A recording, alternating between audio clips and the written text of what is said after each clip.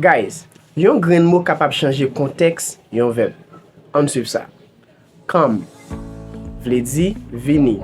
For example, I am coming to the party at 8 p.m. I am coming to the party at 8 p.m.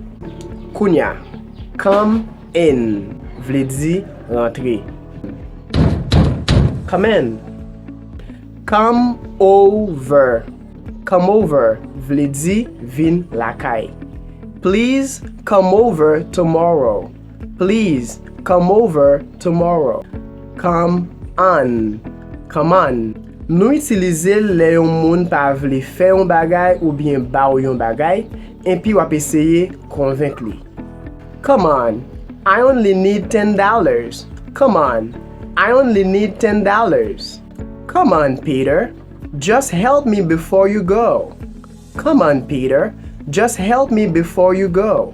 Ou ta reme apren anglais ensemble avem, bien ekrim pour capable nan nouvelle session k'ap commencer nan mois novembre blanc. Si ou gen niveau nan anglais déjà, le ou ekrim, fem kon ça. Ou aime vidéo ça, like li et puis partage.